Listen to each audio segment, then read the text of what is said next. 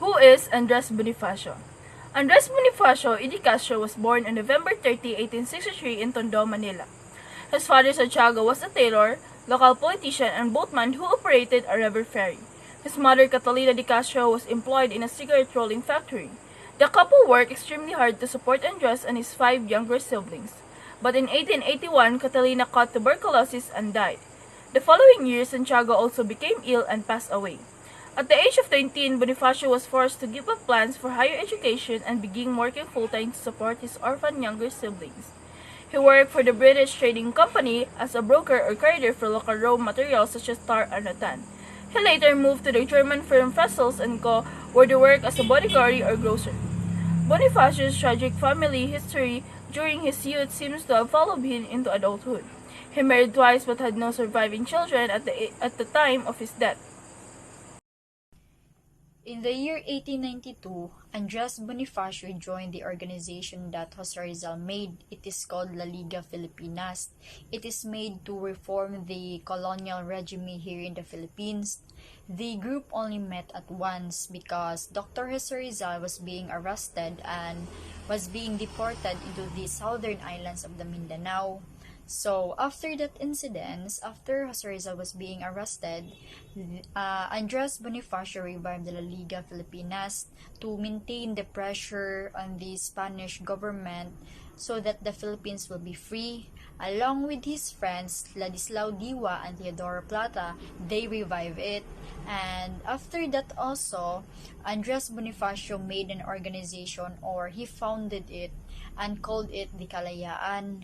The KKK, or the Kataas-Taasang Kagalang-galang Katipunan ng mga anak ng bayan, was being dedicated to the armed resistance against the colonial government way back then. It is made up of middle and lower classes, and soon they established a regional branch across the provinces of the Philippines way back then. In the year 1895, Andres Bonifacio became the top leader, or the President Supremo, along with his friends Emilio Jacinto and Pio Valenzuela. And that time, Andres Bonifacio made and published a newspaper called the Kalayaan, or in English, Freedom. Because of his hard work and dedication, the Kalayaan that he made grew up bigger and bigger. It was about 300 members, but it became 30,000, and after that they were ready, or they were prepared to face the Spaniards that time so that the Philippines will be free. Along with his companions and friends, they faced the Spaniards. So the next part is about the Magdalo and the Magdiwang. So these two are the Katipunan's provincial chapters in Cavite that became a rival fractions. So the Magdalo was headed by Emilio Aguinaldo together with his cousin Baldomero Aguinaldo, and the other one, the Magdiwang, was headed by Mariano Alvarez, Andres Bonifacio's wife uncle. And on December 31, the Magdalo together with the Magdiwang had a meeting to discuss the leadership in Imos, Cavite, and in order to end the rival between of these two Katipunan's provincial chapters. The rebel leaders conducted another meeting in the Friar State House in Tejeros on March 27, 1897 to discuss more about the issue between the Magdalo and the Magdiwang, in order for them to settle down also. And lastly, Andres Bonifacio received the vote for president and was being elected as the Director of Interior that time. And that was all about.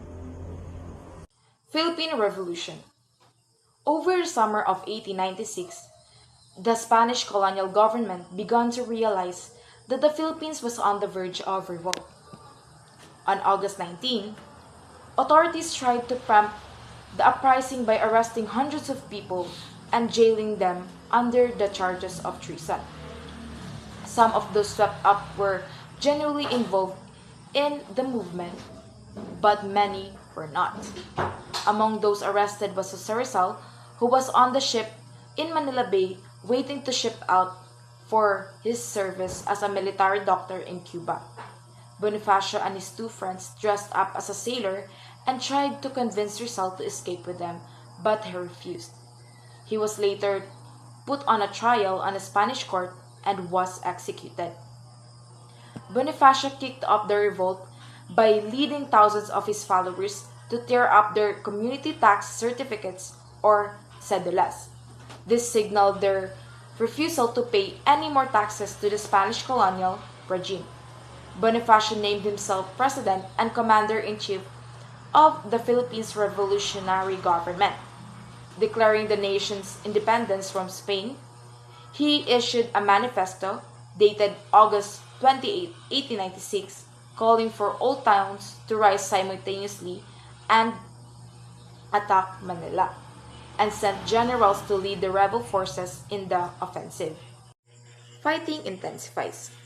Bonifacio himself led an attack on the town of San Juan del Monte, intent on capturing Manila's Metro Water Station and the powder magazine from the Spanish garrison. Although they were vastly outnumbered, the Spanish troops inside managed to hold off Bonifacio's forces until reinforcements arrived. Bonifacio was forced to withdraw to Marikina, Montalban, and San Mateo. His group suffered heavy casualties. Elsewhere, other Katipuneros attacked Spanish troops all around Manila. By early September, the revolution was spreading across the country. As Spain pulled all the resources back to defend the capital of Manila, rebel groups in the areas began to sweep up the token Spanish resistance left behind.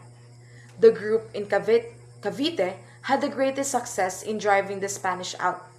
Cavite's rebels were led by an upper-class politician called Emilio Aguinaldo, who was the first president of the Philippines and was a member of Magdalo Group. By October of 1896, Aguinaldo's forces held most of the peninsula. Bonifacio led a separate faction from Morong, about 35 miles east of Manila. The third group under Mariano Laniera was based in Bulacan, north of the capital. Bonifacio appointed generals to establish bases in the mountains all over Luzon Island. Despite his earlier military reverses, Bonifacio personally led an attack on Marikina, Montalban, and San Mateo. Although he initially succeeded in driving the Spanish out of those towns, they soon recaptured the cities, nearly killing Bonifacio when a bullet went through his collar. As a more successful military leader and a member of a much wealthier, more influential family, Emilio Aguinaldo felt justified in forming his own rebel government in opposition to Bonifacio. To Bonifacio's shame, he not only lost the presidency to Aguinaldo, but was appointed the lowly post of Secretary of the Interior. Andres Bonifacio and his death, so of course, Aguinaldo won the election, and Bonifacio refused to the new rebel government. So Aguinaldo sent his group to arrest Bonifacio. So they shot his brother named Seriaco and seriously beat Procopio, and according to some reports, also raped his young wife, Gregoria. On August 10, 1897, both Procopio and Bonifacio were likely shot dead by a firing squad on Nagaputong Mountain. Legacy of Andres Bonifacio. As the self-declared President of the Independence Philippines, as well as the first leader of Independence Revolution, Bonifacio is a crucial figure in Philippine history. However, his exact legacy is the subject of dispute among Filipino scholars and citizens.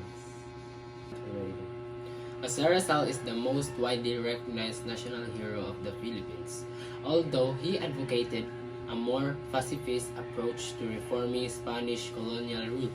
Aguinaldo is generally cited as the first president of the Philippines, although Bonifacio took on the title before Aguinaldo did.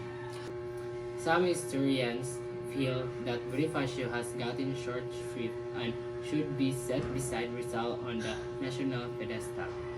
Bonifacio has been honored with a national holiday on his birthday. However, just like Rizal, November 30 is Bonifacio Day in the Philippines. Fast facts about Andres Bonifacio, leader of Philippine Revolution, and also known as Andres Bonifacio y de Castro, born in November 30, 1863 in Manila, Philippines.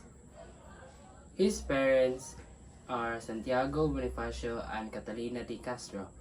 Andres Bonifacio died on May 10, 1897 in Maragondon, Philippines. His first wife is Monica of Alomar in Tondo. In 1880 to 1890, she was died because of leprosy.